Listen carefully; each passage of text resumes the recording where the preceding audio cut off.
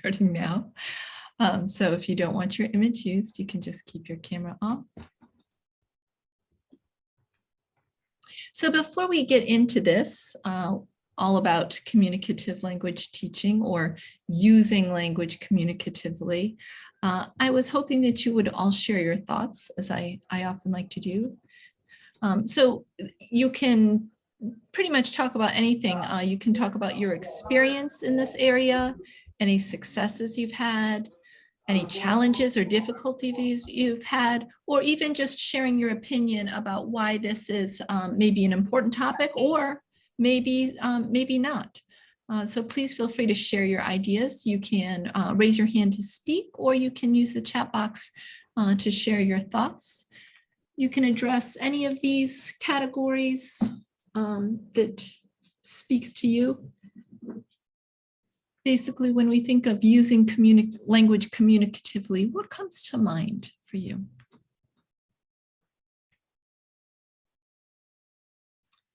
And if you're the person who suggested this topic, I would love to know what made you suggest it.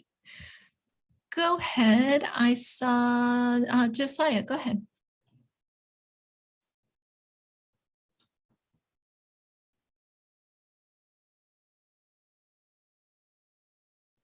Josiah, go ahead and unmute, and then we'll hear what you have to say. Oh, sorry. Good evening, everyone.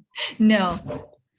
Can you hear me? Now I can. Yes. Okay. Sorry. So I had forgotten to unmute. Well, I think my ideas may not be right. Communicatively, I think using gestures and signs. Well, I don't know words and everything. That's my thought. Teaching using every communicatively. So I thought of gestures.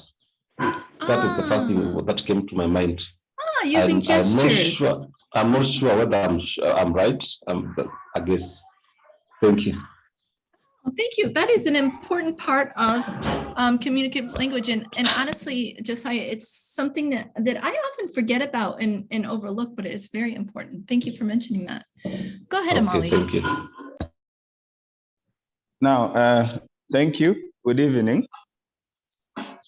Yeah, now, when we talk about using language communicatively, I think the real question is, of course, I know this is about English, but are we allowed to use any other language that students can understand, or we are strictly remaining to English?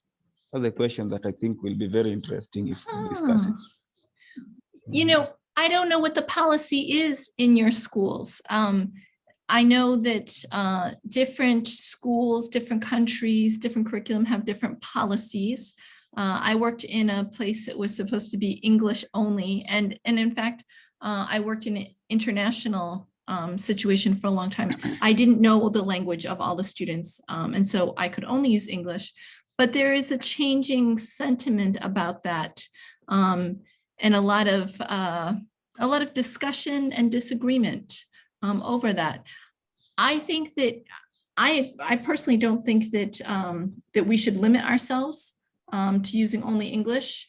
If students can't understand us and we need to bring in our L1, I support that personally, but I know not everyone does, and there is a danger of over relying on it.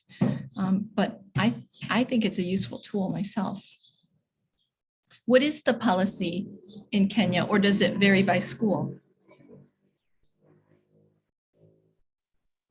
I think English is the official language, in my opinion, and also I don't think if Swahili can be used as well to teach English. I don't know. Okay, so you haven't tried it. Maybe I can. I have, of course. Yeah, I can just weigh in briefly on the same. And I think, first of all, I concur with the Mali that English is the official language here. But I believe when we are talking about using language communicatively, I think that will depend with where, where and which language is being used. Yeah, so this is a topic that can cut across. So I think we're just looking at it in our context. And I think the first thing is that English is our official language. But of course, Kiswahili can still be used because it is the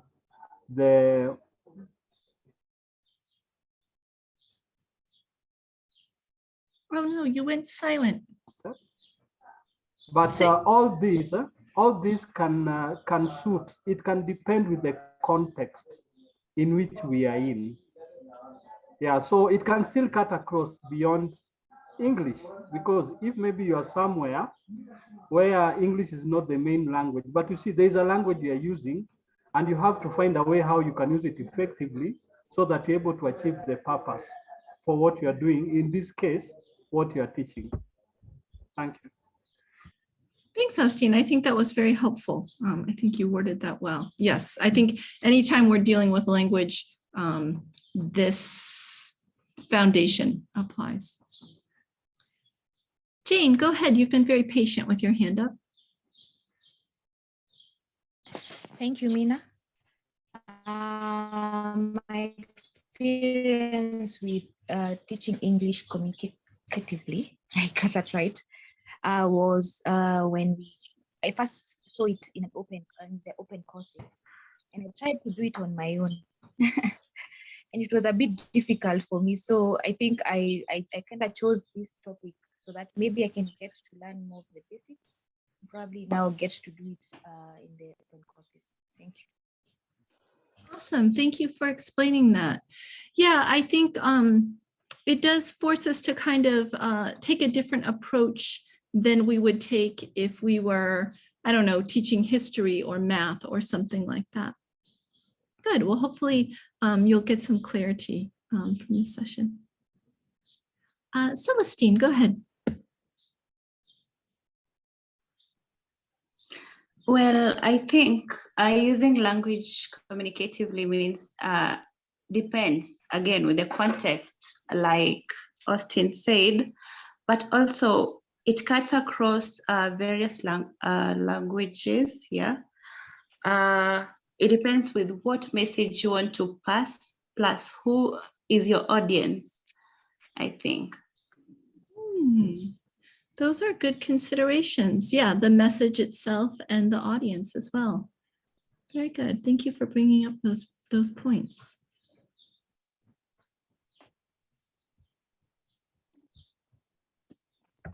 Yeah. Then I just wanted, I think, to share more, maybe to also add on the audience. For instance, today, if you are going to train some doctors, you know, of course, the kind of language you'll use, even the lingo might change a bit. That is true. So I think audience will also depend on all that. Yeah. Very good. Well, I like that. You are all already thinking outside the box. So I guess just to give a little frame of reference, the context I'm talking in is imagining you're in your classes with your students, and this would be an English class where there's many things that you're teaching. I know literature is a big part of these classes, but often the language is the focus. So making sure that students are using correct grammar, correct vocabulary, pronunciation, all of that. And so we are talking about English today because we are kind of an English professional group, but everything I'm talking about could be true in any class, any language class. So if you were teaching a French class or a German class or a Kiswahili class, all of this would be true that I'm saying today. So to specify what we're going to be looking at today, we're going to kind of look at an overview of the shift from or towards communicative competence, because this hasn't always been the main goal of English language teaching. Then we'll look at ways that we can actually motivate communication, because it's easy to make students speak or write. Well, maybe not easy, but that's one thing. But to actually get them to communicate is something entirely different, or maybe not entirely different, but is a whole other level. And then finally, we'll talk a little bit about the role of accuracy in communication, because that is an area that critics of a communicative approach often bring up. Okay, so just to make sure we're all on the same page, what do we mean by communication? Basically, with communication, one person shares their idea or thought either through speaking or through writing. And if the communication is successful, the receiver, so either the person who hears or reads the message, will respond appropriately. So for example, if one person says hi, the other person might say hi, or going to what Josiah said, they might just use body language or gestures, but we see that communication has happened. And so communication is two ways. Communication cannot be in one direction only. Effective communication will get some sort of response. The response might just be the expression on someone's face, or it might be words as well. So to get more specific, what do we mean by communication in the classroom? So specifically, students are sharing their ideas or thoughts either through speaking or through writing. And if it's successful, other students or the teacher will respond appropriately. So if a student says, oh, I had a bad weekend, if the teacher just says, that is correct, that's a correct sentence, then the student hasn't really communicated because the teacher hasn't really responded appropriately. The teacher has only responded to the formation of language, not to the message that's behind it. If this is actually communication, we'll get an appropriate response. So if a student says, I had a bad weekend, the teacher shouldn't just say, okay, next. The teacher or other students should acknowledge the message. And that's what we mean by communication. So if that's what we mean by communication, then there's a lot that happens in classrooms that some people think passes for communication, but is not communication. Anytime somebody makes noises come out of their mouth doesn't mean it's communication. Rote production of language with no connection to meaning or relevance is not communication. So students reading aloud is not necessarily communication. Students can read aloud and maybe they don't understand anything they're saying, or maybe the students who are listening don't understand what they're saying. If we're doing a repetition drill and students are just repeating what they hear, they are not communicating. There's no message that they're trying to deliver. So we see examples of this, I think, often in language classes. I haven't been to any of your classes, so I'm not criticizing you necessarily, but I have observed many language classes in different countries, and I see a lot of rote language production. So to get students to produce the target language, the teacher might say, make a sentence in the past tense. And so students will say something like, the woman went to work, they drank milk, or maybe this is a writing exercise. And so the students write, he woke up. This is not communication. Who is this woman? Who are they? Who is he? They're not talking about anyone specifically, they're not thinking of anyone, they're merely creating language. They're practicing grammar, they're practicing vocab, but they're not communicating any kind of message. So this focus on communication, communicative language teaching, languages communication, communicative methods, this all represents a big shift in language teaching, not just English language teaching, any kind of language teaching. It used to be the focus for learning a foreign language or another language was linguistic competence. Linguistic competence means that you understand the grammar and vocabulary of a language, and there's a focus on accuracy. So we see that with like grammar translation method or any kind of drilling where students show that they can form the grammar, they can use the vocabulary, and they can do it correctly. The problem with this is that learning in this way meant a lot of people actually couldn't use the language. They could maybe translate different texts, but they couldn't go and talk to people in another country. And so starting in this, I would say probably the 1960s or 1970s, and then moving to the 1990s, this big shift happened, and the priority became communicative competence. So it used to be if you, for example, if you were going to go work, if you wanted to go work in the UK, and you had to show that you had a knowledge of English, it used to be that you would just take a multiple choice test to show that you understood English grammar and English vocabulary. But that is no longer the case. We have tests now like the IELTS that don't ask you to do any kind of grammar or vocabulary, instead ask you to read, write, listen, and speak to show that you have communicative competence, to show that you can understand messages that you hear, understand messages that you read, that you can share information through speaking, and that you can share information through writing. And that this is the true measure of your ability in a language. And so with this ability to communicate, we no longer have such a focus on accuracy. The focus now is on fluency. So we have this term here, communicative competence. This is the goal of modern language teaching. So what is communicative competence? Competence meaning that we are competent, we are able to do it. So basically we're able to communicate. And there are 4 aspects of this. Part of it is vocabulary and grammar. We cannot communicate effectively if we don't have an understanding of grammar or vocabulary. And so focusing on communication doesn't mean that we don't learn grammar and vocabulary. We do need to learn them. It just means it's not the only thing we focus on. Part of communication or communicative competence is also understanding social factors. So social appropriacy. If my friend comes up to me and says, hey, it's fine for me to say, oh, hey, what's up? But if my professor or my boss comes up to me and says hello, that's not an appropriate way to respond. And so understanding socially what is appropriate and what isn't is part of communicative competency.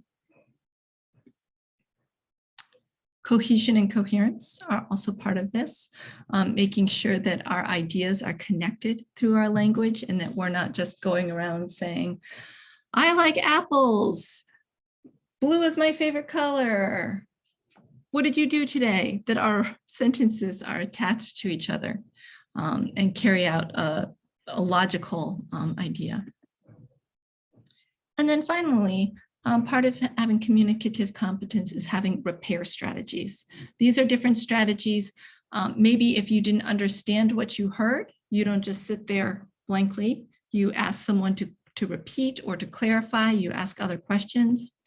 If you're trying to communicate and there's a word you don't know, you don't just stop speaking, you find other ways to get your message across. And again, going back to what Josiah said earlier, this might involve hand gestures, facial expressions, things like that as well.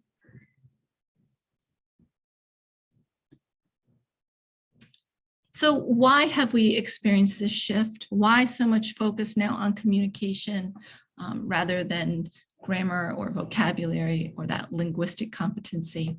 Well, for one thing, communication leads us to a more authentic understanding, more authentic learning.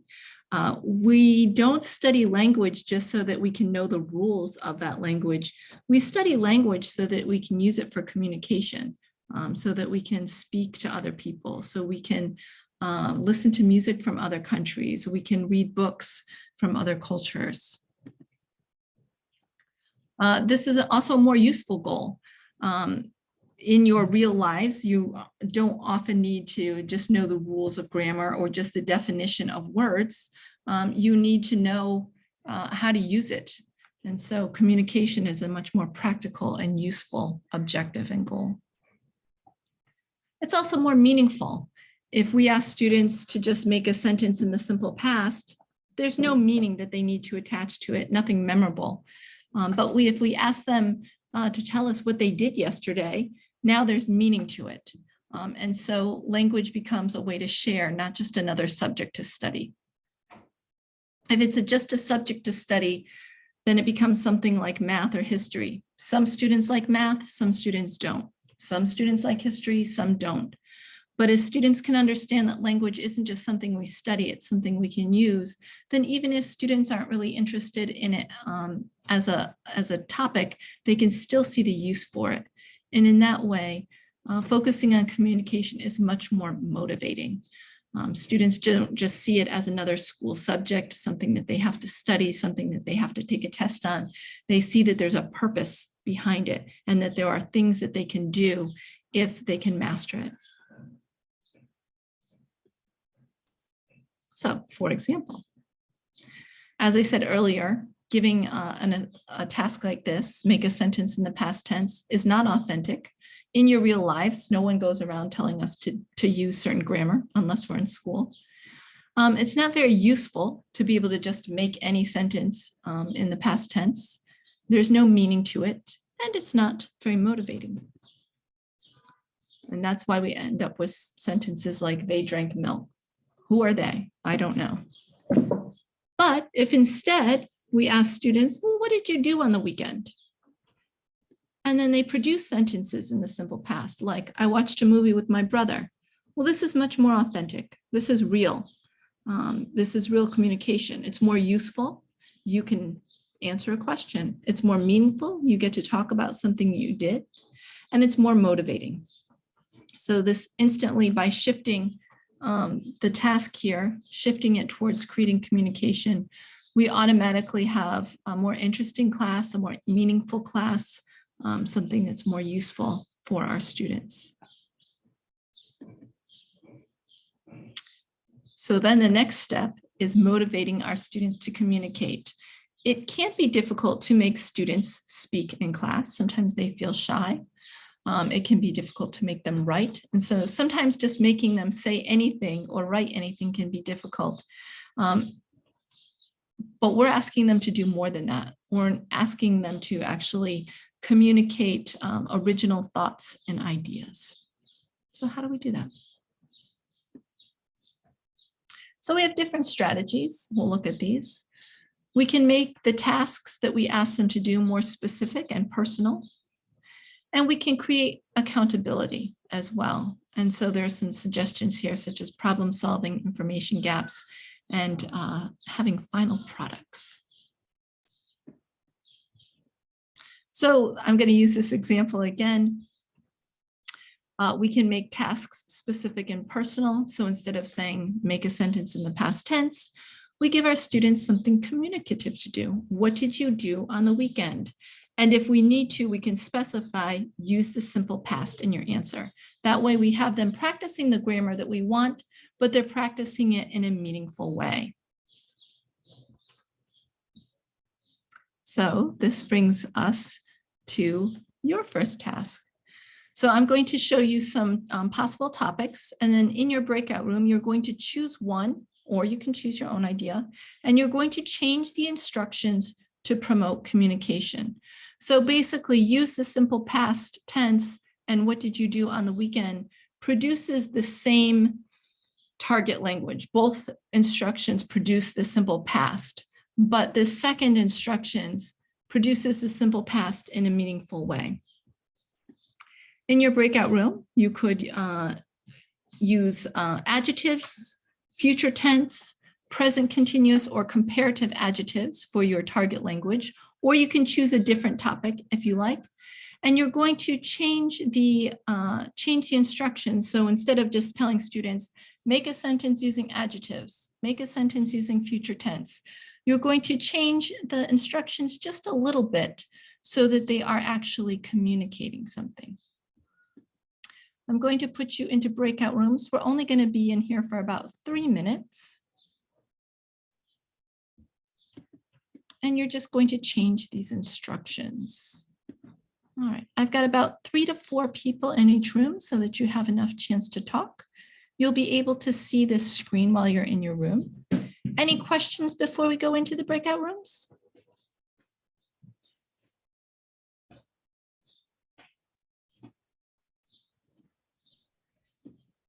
Okay, I'm going to open the breakout rooms. And of course, if you need help, you can push the Ask for Help button. All right, I'll see you in 3 minutes.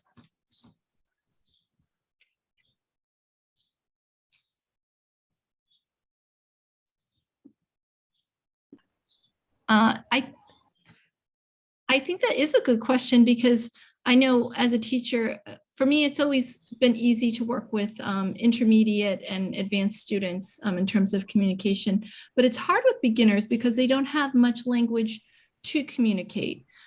So just to give a very simple example, let's say we're teaching colors, color words to students. So we could just, just have them just repeat, I hold up a color, orange, and they repeat orange, but they're not really communicating. So we can create some sort of activity where they have to communicate. So for example, maybe they have, all the students have a secret word, a secret color. And so they have to say some words that associate with the color. So maybe my paper says orange. And so I have to say some words that go with orange. So maybe I say pumpkin, sun, and then the other students say orange. Well, now they are communicating. They're doing it in a very basic way, but they are still communicating. So I think it's something for all learners, but it is harder with beginners. Exactly, because for me, I'm always like,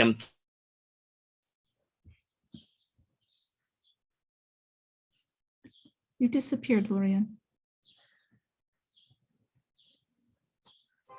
yeah, I'm saying like, for me, I actually teach students whom I consider like, it's not their first time to learn the language. They are in high school, they're almost the school level, and they are not at the A or A1 or 2 or B. Sometimes they're always in B1 and B2.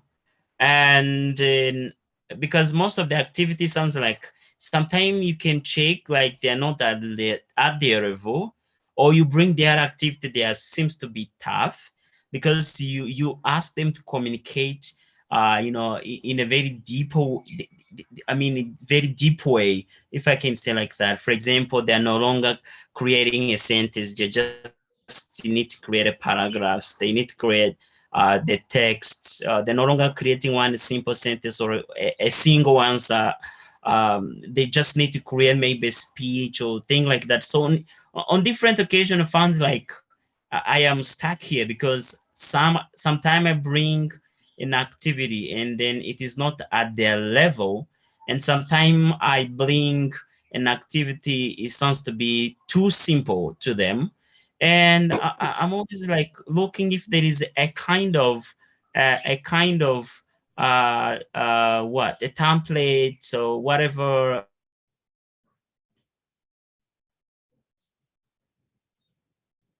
that you can, you are scaffolding, yes, you are scaffolding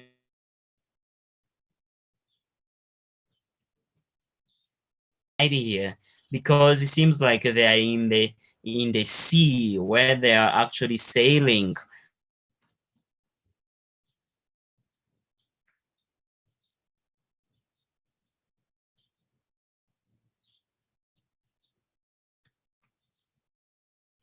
Lorian, your mic cut out on my end.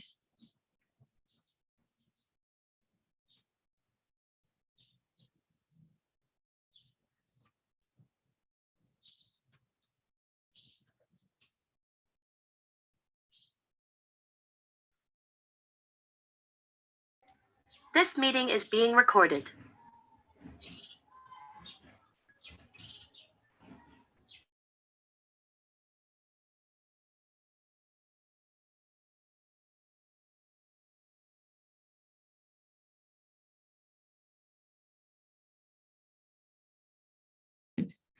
Can everyone hear me and see me?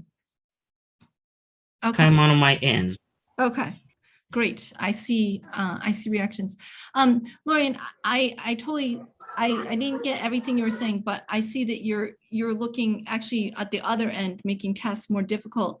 And I would say for that's less challenging. Just make them more like what you would do with regular people, because you need less scaffolding. And so you can ask them to think more deeply. You can ask them to elaborate, explain why, and give them different, more kinds of challenging tasks, asking them to create and analyze and use those higher level skills. Since we have everybody back, I'm going to ask different groups to share their new instructions that they created. You are in your breakout rooms and you are choosing one of these grammar points or something else and rewriting the instructions. Go ahead, Modesta. Yes, thank you. I was in the break room with Brian and our co-host. So we came up with an idea of comparative adjectives, whereby we decided, like, we had a suggestion where you can suggest to students, maybe 2 of them, to stand up, maybe go in the front of the class. Then you can just ask them what is the difference between these 2 students. As much as we'll get some irrelevant answers, from there you can get at least some answers which are relevant. Maybe this one is shorter than this one, the other one is taller, and so on. Yeah, thank you. Excellent, Modesta. That's a great example. Yeah, so instead of saying use comparative adjectives, you ask students to compare these 2 students. And you're right, you will get some irrelevant answers, but you will also get some relevant answers as well. And it's okay to also add that little extra instruction, compare these 2 students using comparative adjectives to kind of make sure you get the language you're looking for. But that's a great example of changing a language task to make it more communicative. Great, thank you. Seth, go ahead. I was in a group with Josia and Fatuma, and we looked at 2 areas, that is forming future, putting a question in communicative way, but in future tense, as well as comparative adjectives. So we post a question which is in a communicative form, the student to compare the speed of maybe a tortoise, some people call tortoise, and the hare. So some of the students will come up with maybe different question. Some will say faster than or slower than. So in comparing the speed of the 2 animals, they will be describing the 2 animals maybe. And then we also had a question was, what is the color of the sky? So the sky, some students would say it's blue, probably some will say white because of the color of the clouds. We also looked at a question on future tense, like when will the next World Cup tournament be held?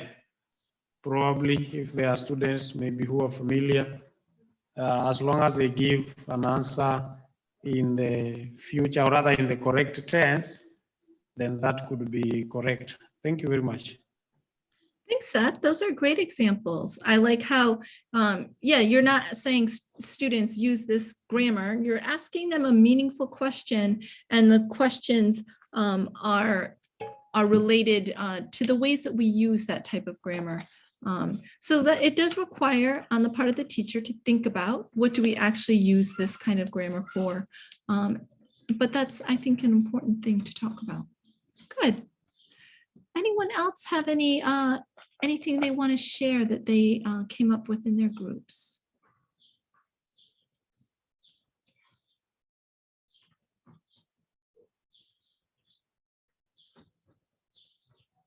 All right, we're going to go on to the next one, but it sounds like from what I heard, you got the hang of this. All right, so another way that we can motivate communication is through problem solving. And actually, Lorian, this might be something that might be more appealing to your learners. There's all kinds of different problem solving activities out there. Those of you who were here way back when we did the problem solving activity of the desert island, and there were different materials students could choose, and they had to explain why they chose them. That's an example of a problem solving activity. When there is a problem, as humans, we're kind of inherently motivated to kind of come up with solutions. And so this is a very authentic skill. It's also great critical thinking. So for this problem-solving activity, again, this is a deserted island activity. And you're going to imagine that you were given an object, or you have one object that you happen to have with you on this deserted island.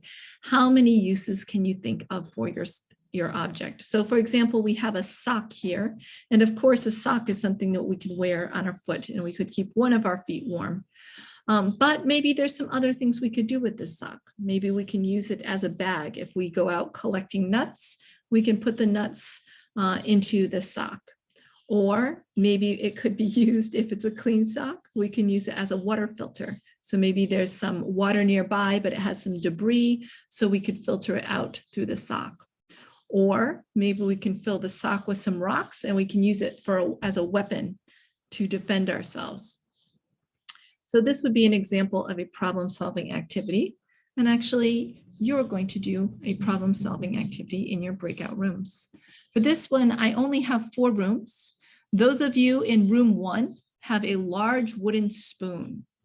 Those of you who will be in room 2 have a large metal pot. I think this is sufuria in Kiswahili. In room 3, you have a plastic shower curtain. And those of you in room 4 have a mosquito net. So you're on a deserted island and you have this one item. What are all the different ways that you can use this item for?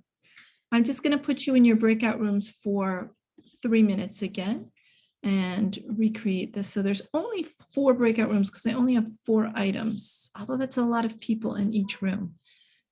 Okay, do your best. You're going to brainstorm all of the uses for this item, and I will see you in 3 minutes. I look forward to your creativity and your critical thinking.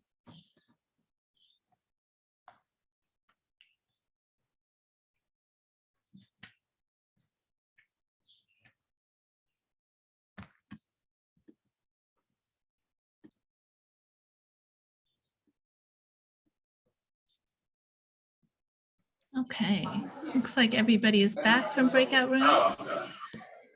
All right, Nancy, which room are you speaking for? I'm speaking for room 1. All right. Okay, so you have the large wooden spoon. What can you do? What are all the uses? One is make ugali and cook. Okay. So you're saying that when you're traveling to the desert, I was carrying my own flour.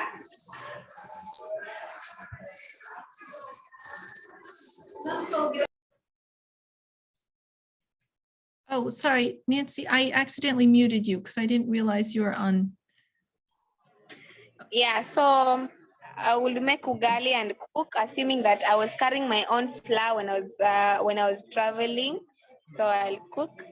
Then I will turn the spoon on the other side, on the opposite side, and make fire traditionally there's a way of making from a wood. Scoop soil and find if you can find water below the soil.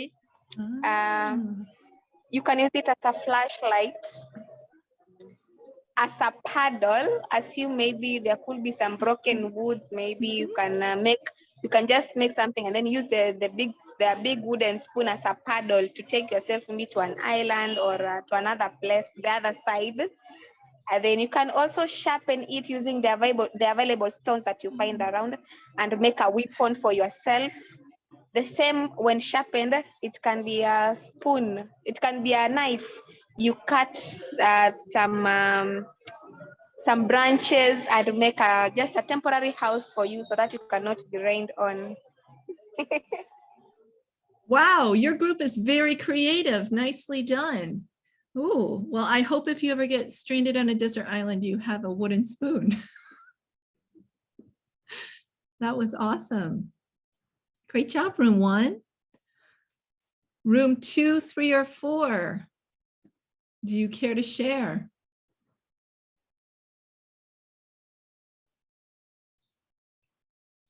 Go ahead, Christine.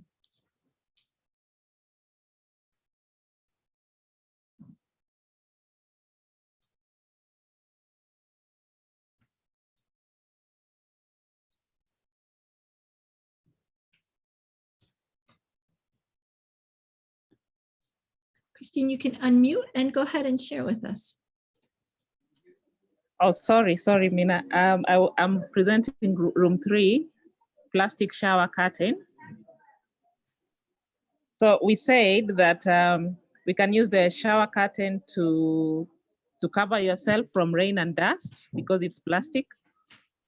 We could also use it to make a tent because it's plastic to prevent things from attacking you like animals and other things. We could also use it as a bed sheet and beddings when you want to sleep. And then we could also use it to make a boat using wooden frames. And then because it's plastic, water will not penetrate. And then, yes, to fetch water too. It can hold water. Yes, thank you. That's all we discussed. Ah, very creative. Good job, room 3. Ah, you making it as a boat. That's very clever. Well done. All right, Celestine, which room were you in? Hello, I was in room 4. All right, go ahead. 4. Well, we said we could use a mosquito net to do fishing. That is 1. 2, we could make a tent to shield us from mosquitoes on the island. We could use a mosquito net too to make a sieve to separate particles. We could also use a mosquito net to make a net-like trap to trap animals so that we can cook them. Thank you. Ah, that's clever. You guys will eat well. You're fishing and trapping animals with your mosquito net. Excellent. Very good. And Josiah, I think you're speaking from room 2 with the large metal pot. Is that correct? Yes, I was in group 2, and we had a large metal pot. So the first thing that came to our mind that we discussed was cooking. Because when somebody's there, you are going to be very hungry and anxious at the same time. So you eat first, you fill your stomach, and then at least you're ready for the next problem. Then we also, somebody from our group also, we said you can use that pot for scaring animals. You can make noise with the pot. So a stick or a stone somewhere, you hit it at night. So lions can run away on other animals. Then for storing water, mostly when in such a place, maybe desert, at night it will be very cold. So you put water there in the morning. It cools there. It's already cold, so very nice. It's a fridge. Then what else? We are also with the other members. I can ask Austin to assist me. I forgot something. To assist me with other thing that we said. Well, I remember now. Yeah, storing food. Yes, you store food that probably there are animals around that could want to eat the food. So when it's safe from birds and so forth. So those are some of the uses that we came across. We agreed when we're in the desert. Desert island. Very clever. I like how you're using it for defense, scaring away animals with it, using it like a drum. Very good. Oh, those are very clever. I see some additions in the chat. We can use the mosquito net for showering to give us some privacy. Awesome. Nice job. So, giving a problem-solving activity like this is motivating for your students. It makes them want to communicate because they are coming up with ideas. They have an outlet to be creative. they also know that they're going to probably be sharing with others. So they want to have some good ideas to be able to share. And so I mentioned earlier that having a product is important to ensuring communication. And this is one example. Students have a product, you all had a product, you had different uses for each of these tools. And so that way I know that there was communication happening. You were working together to collaborate and come up with these ideas. Oh, Collins, I'm so sorry. It's not me, it's the computer that does it. Next time, let me know, because if I see that you're not in a group, I can move you into one. But if the computer doesn't tell me and you don't tell me, I can't know. I'm sorry, Collins. Don't worry, there's at least one other activity for you to participate in. Something else that we can use to motivate communication is information gaps. There's all kinds of information gaps. An information gap is where students have a partner and partner. Each one is missing information that the other student can provide. This can also be done in groups.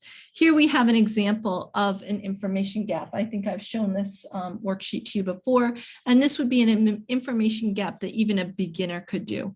So one student has the first piece of paper and one student has the second piece of paper. So they can't both see the same paper. And you'll notice, for example, in the second paper, there's a pillow. But in A, there's a picture of a pillow, but they don't know where the pillow is. So they have to ask student B, where is the pillow? And student B would say something like, the pillow is on the bed.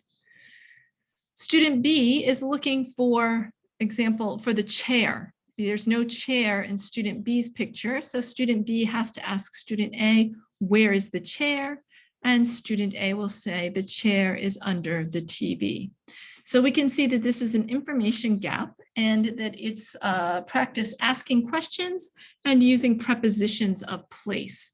So instead of telling students, okay, make some sentences using on, at, under, behind, here we have something communicative. So students have a motivation, they have a reason to ask and answer questions because they need to complete their worksheet and have a final product. And it also is kind of problem solving too, kind of trying to figure out where the missing items are. This is too easy for you all, so we're going to do a different information gap activity. We're going to go into breakout rooms. I'll make the breakout rooms smaller. You'll have about 4 people in each room. In each room, the first thing you need to do is choose one person to be the describer. The describer will be talking. Everyone else will not be talking. They will be listening, and they will need a piece of paper and a pen or pencil. They will be drawing. The describer will use his or her phone, and they will look on their phone to see the image that I've shared. I haven't shared it yet. When you go into your breakout rooms, I'll share the image. Only the describer is looking at their phone. So once you get in the room, decide who will be the describer, and then the describer will look on their phone in the WhatsApp group to see what I've shared. Then it's the describer's job to describe the image that they see, not show, but describe through speaking, and the others will draw the image that the describer describes. When you come back, we will compare your pictures and see if you had a good describer in your room. Are there any questions about what you will do in the breakout room? Oops, I forgot to turn the recording back on. All right, I'm going to make the room smaller. Okay, you have about 3 to 4 people in each room. And Collins, you are in a room. It is a fun activity, I think. If you get kicked out of your room, just let me know and I'll put you back in a room. So first thing, when you get in your room, to decide who your describer is. And I'll share this in a moment. I have to exit out first so that I can send the image in WhatsApp. Okay. And I'll give you about 5 minutes for this so that you have enough time to describe the drawing. Already I have people with no rooms. Hang on. I'm closing the rooms, hang on. It didn't work out right. Oh, shoot. Okay, I'm gonna remake the rooms, there was a problem.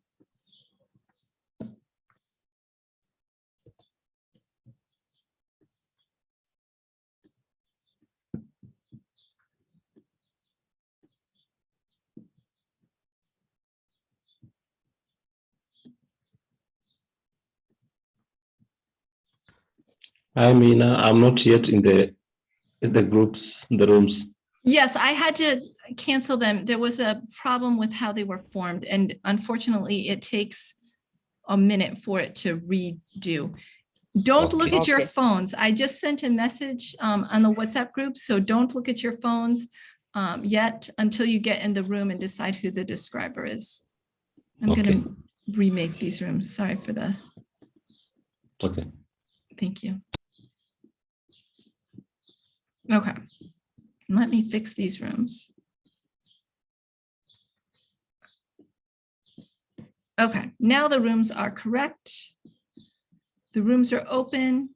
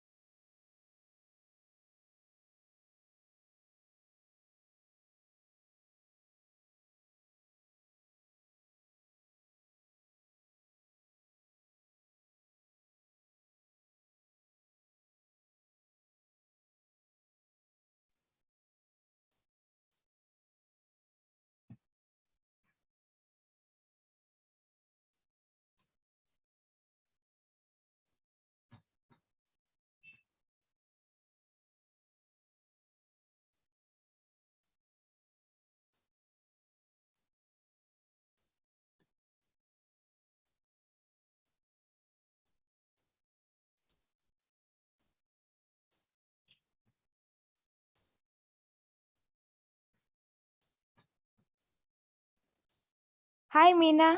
Hi. Kindly take me back to group 1. I was the one describing. Oh, all the rooms are closing. Everybody's coming back now. Oh no, they probably wonder what the, oh no. This is the problem with technology.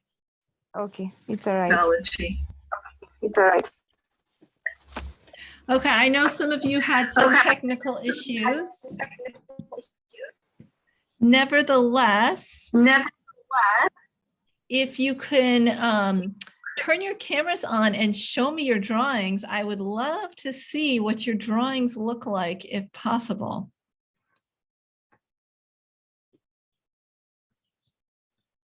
Oh, Christine, Austin, Ken. Oh, Could you stop screen sharing so that oh we can yes, see? yeah, that's a great idea. It's much easier to see. Oh, very interesting. Can I share on the WhatsApp? Oh, okay. I see some basic concepts there. It's a good sign. No, I see also some artistic ability. Austin, I like yours has a bright sun in it. Amali, I see you've got the house. You've got the lady in the window.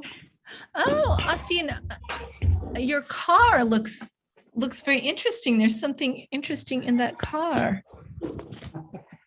Very nice. Josiah, yours is lightly sketched, but I see the main part. Yes, you have used the WhatsApp. I've sent the WhatsApp. Patricia, you have an interesting adaptation. You don't like to draw, but you wrote down the answers from the description. So that's a nice adaptation. You recognize the elephant, Seth. Very nice. Excellent. Okay. I'm going to go ahead and reveal what the image should look like. I know that a lot of you did not get to finish, but this is the image here. We have a house. There's seems like a lady in the top left window. There's a man in the bottom right window. There's a truck with an elephant in the back of it, a nice sun, and then an umbrella laying out front. Mm-hmm. Oh, Benedict, very nice.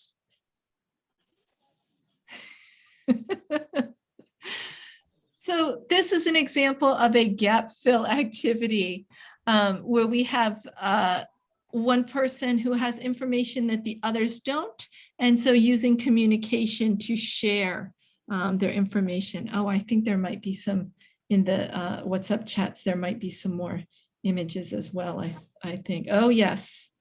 Oh, we've got, oh, very nice. That is a good one. Oh, yours has a road and a yard in it as well. Excellent. These are very lovely. So I can see, I think, I think that you can see how this is fun and motivating. There's a challenge there to communicate what you see, and then a motivation to listen and produce. And then ideally, we would switch roles. You would be working with a partner and you would take turns, and the other would be the speaker. So we have that motivation to communicate. And yeah, Eunice, you're right. We have very good artists here. Also, I think good communicators and listeners. We have the motivation to communicate, and then we also have a kind of a product. So we can see that communication happened. We have some accountability with the students. Josiah, go ahead. Did you want to add something?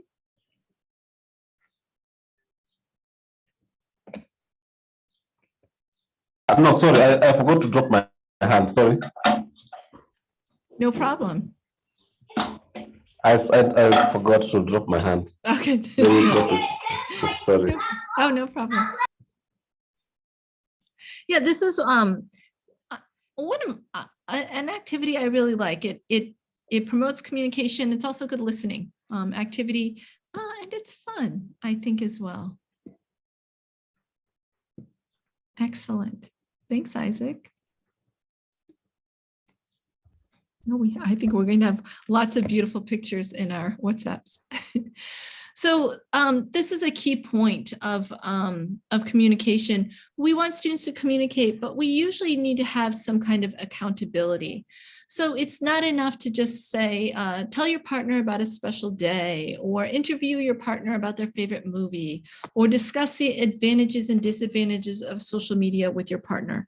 These are all great tasks to have your students do, but if there's no accountability, some students will do what you ask and they will interview or tell a story, but we don't know that communication has happened unless we have a product. So we need some kind of an and. So in addition to tell your partner about a special day, write down 3 things that your partner said. This way we can make sure communication has happened. One person spoke, the other listened, and they have recorded not everything they heard, but some things. Or interview your partner about their favorite movie and then summarize their ideas. Or share the most interesting point, or make a poster presenting the main ideas. That way we know that students actually communicated. They didn't just pretend to be doing the task. They didn't just talk about something else. And it also shows that they understood each other as well. So it creates some accountability. I'm connected to this sort of. Another way that, or a couple other ways, there's many ways to motivate communication, but games are also a great way, and role play activities as well. We'll be looking more at games next week. And then a lot of you, I think, already use role plays, but role plays are a great way to simulate real life situations. So one of the big criticisms of communicative approach, or this focus on communication, is that many people say there's not enough focus on accuracy, that instead we're focused too much on fluency. But a reminder that accuracy, or vocabulary and grammar, are keys to good communication.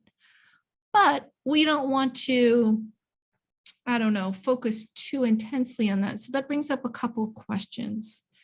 If we're focusing on communication, then we cannot correct all our students' errors. And also we shouldn't be correcting all our students' errors. There's impossible.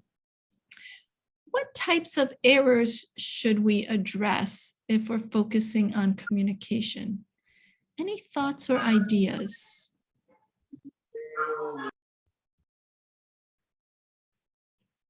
We don't want to correct all errors, but we need to address some.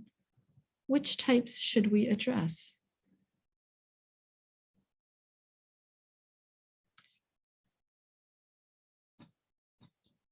Feel free to answer in the chat, or if you have an idea, you can unmute yourself or raise your hand. Meanwhile, I'm going to look at these beautiful pictures that are in the chat. Yes. Go ahead. Desire. Well, I think when because it's English, it's language. You'll always look at the errors that may occur connected to spelling. So maybe students can spell wrongly. So you'll be as a teacher, you have to be keen on such, so that because it's still communication and language. Also spelling, I said spelling, sorry, and pronunciation. I think those are key. Thank you. Yeah, thank you. It looks like Lorian agrees with you about pronunciation. Irene says tenses. Patricia says, we can correct what comprises meaning. So Irene or Patricia, I think we're on the same page here. If we're focusing on communicative activities, we want to address errors that interfere with communication. So for example, in the drawing activity, if somebody says that the lady is in the bottom left-hand corner, well, that's a problem because she's not in the bottom left-hand, she's in the top left-hand window. And so that's the kind of error that we would want to correct because it's interfering with meaning. The other things we're saying here, tenses, pronunciation, punctuation, spelling. Oh, actually giving and receiving instructions could be part of this. Those other things I would only correct if that's the focus of my lesson. If my lesson is about past tense verbs, then I'm going to correct errors about past tense verbs. I'm not going to correct all those other types of errors. If my lesson is about punctuation, then that's what I'm going to correct. I'm not going to correct all those other types of errors. If we correct every single type of error, we won't have fluency, we won't have communication because students will be too concerned about their errors. We do want to address errors that interfere with communication. So if we're correcting errors, do we correct them immediately or do we correct them later? If we hear students making a mistake, do we stop them or do we wait till later? Any thoughts? Go ahead, Josiah.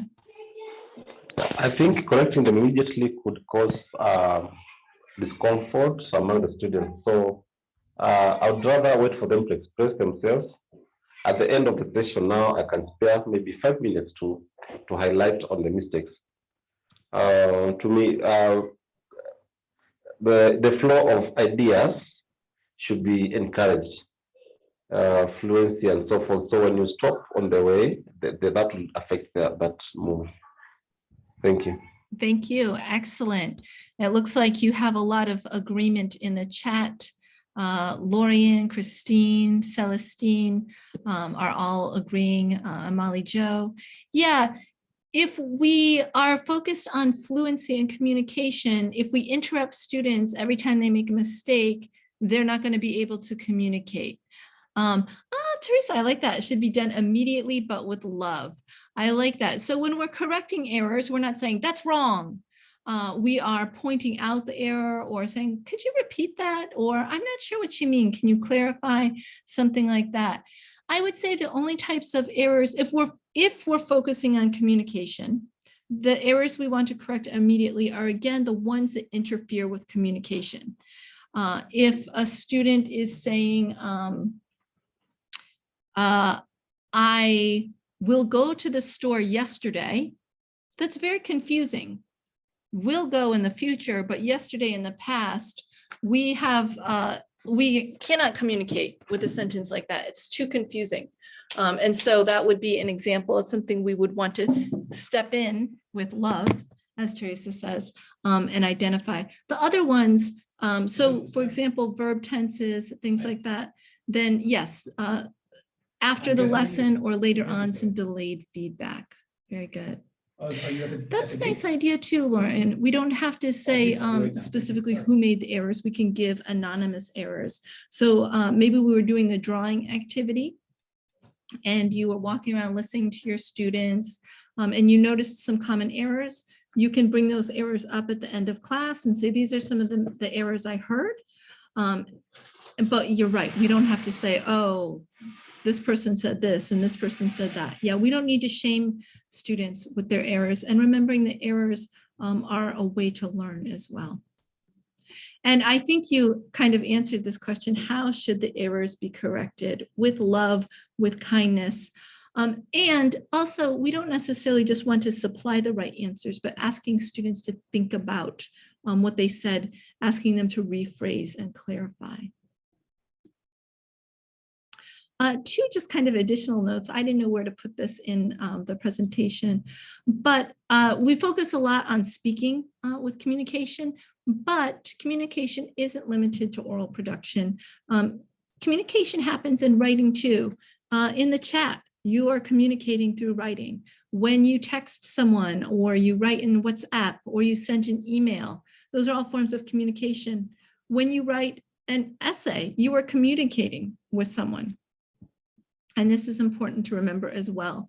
So everything we said isn't just about speaking, it also applies to writing.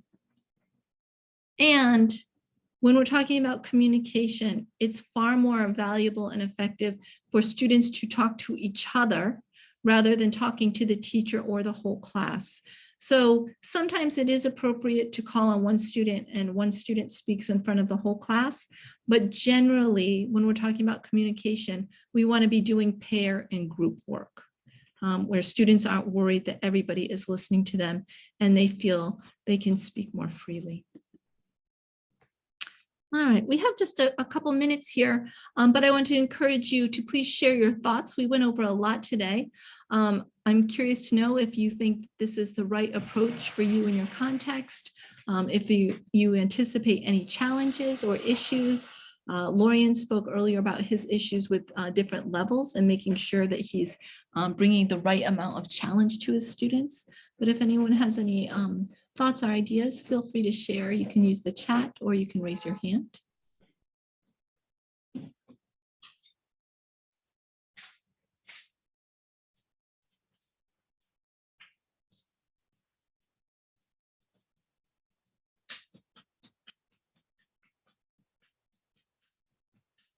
Hi, Benedict. Hi. Hi. I think this approach is right in the sense that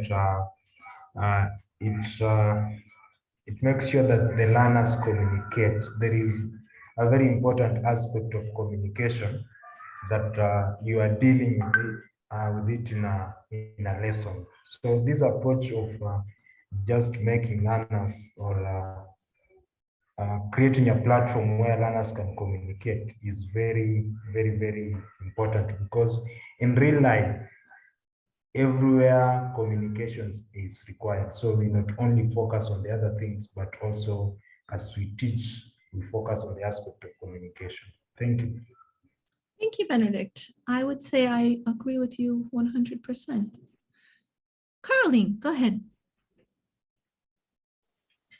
Okay, I want to speak for the challenges that a teacher could encounter with a student whereby the student does not communicate at all. Because there are those students who don't like talking, they don't like participating, they just like, they relate in other ways. So they isolate themselves completely.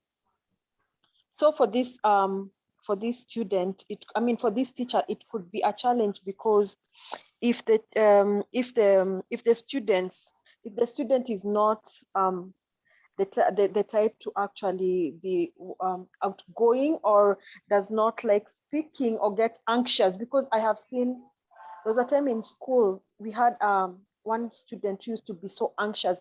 He tries to present something or he's answering a question, and then he will be shaking completely when talking. You wonder what is going on. So that could be a challenge. And I just wanted to share that. Yeah, I'm really glad you mentioned that, Caroline. That is definitely an issue. This approach definitely favors more outgoing kinds of students. And so there are a couple ways to address that. One is what I was saying earlier, how having students work in pairs or in groups is a lot easier for them to talk rather than standing up in front of the class. But also writing is a way to communicate. So students maybe who aren't so willing to speak, if we can at least get them to write their thoughts and ideas. But you're right, sometimes there are also just some other issues that are kind of beyond this. And this is definitely one of the challenges of this approach, definitely. All right, in the chat, Patricia says, after the session, I have a lot to unlearn and adopt the communicative approach. You're not the only one, Patricia. It's a very common thing. We spend a lot of time at school. We see how teachers teach, and unless we're taught otherwise, we think of language as being taught in the same way. And so it's a process. Josiah likes this way. It's the best way to teach fluency. Yes, I would agree. It definitely does promote that. Good. Fatuma says this is very effective for me and my learners. You've been attending the CBC training. And yeah, I think that this is a shift that if countries haven't already made, they are in the process of making. Good. Yeah, it does boost confidence as well, because students can actually share their ideas. They can communicate. Even a beginner can walk out of a classroom being able to do something that they weren't able to do before. So it is always a pleasure to see you all here. Yeah, you're absolutely right, Seth. It is something that extroverts will kind of glom onto. Very good. Yes, you're right. The development of materials, because they also have to have a lot more flexibility, I think, as well. Good point, Lillian. I have under here a resource. It's a chapter of a book that I think gives a nice overview if you're interested, kind of the basics of communicative language teaching. We will be meeting again next Tuesday, same time, same place. And something that is very relatable or applicable to our topic tonight is using games in the classroom. So that's what we'll be focused on next week. And I will turn this over to Austin, who I think has some words for us. Okay, thank you very much, Mina, for the session. I know it's always a joy to be here for the sessions. Now, before I continue, I'll allow one of my officials is here to just say something briefly. Jen? Thank you, Austin. Hi, everyone. Hi, Amina. Thank you so much for your good attendance. I appreciate this class. I think one of the recommendations I had made was teaching was this topic, this specific topic, and I appreciate the fact that I now understand what it's about, and I believe this I'm echoing everyone else's sentiments. Yeah, thank you so much, and have a nice time. Thank you. Okay, thank you, Jen. Now, quick announcements. First, I want to welcome all those people who have joined us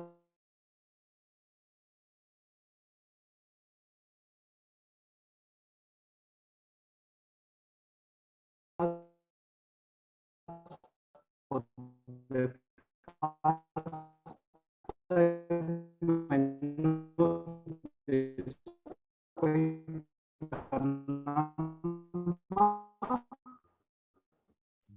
Sorry, Austin, we can't hear you well. I think there's a network problem.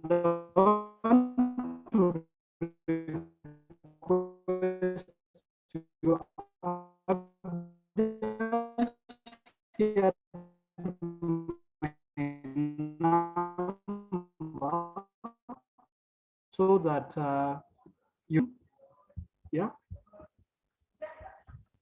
Sorry, we couldn't hear what you're saying, Austin.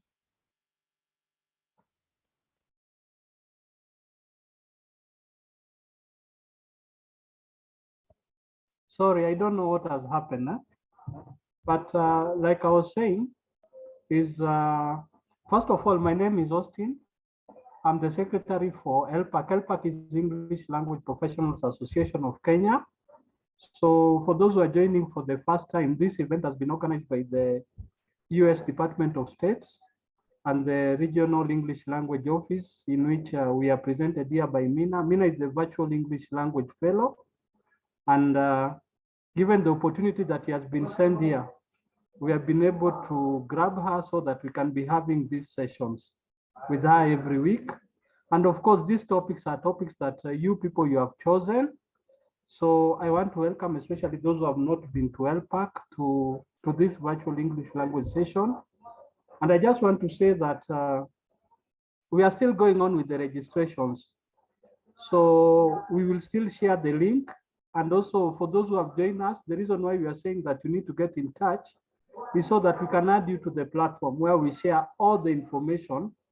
And just to let you know that there's a lot of opportunities, more than, this is just one of the opportunities we have. And we wish to have everyone on board. And I just want to let you guys that you should not worry about the WhatsApp getting filled. There's another group still. There's another WhatsApp group that we have formed so that we can still recommend teachers to be part of this. So thank you all, and we look forward to see you again next week on Tuesday. So for those who maybe didn't see my chart, My number is 0721 438786. You can either send me a text or WhatsApp. It's a bit easier. That one I can respond to fast. So thank you very much. Then for somebody who is asking for check my payment, what's next? You'll be advised once you have been able to make your payments. Now for the LPAC membership, the membership is just 1,000. And then we have the monthly subscription, which is 1,200. And we recommend that you pay it once so that it makes it a bit easier, because there are a lot of opportunities, but it's better if you're a fully paid member. It makes more sense. So thank you everyone, and we look forward to see you again next week on Tuesday, same time. Bye. Bye all. Have a good night.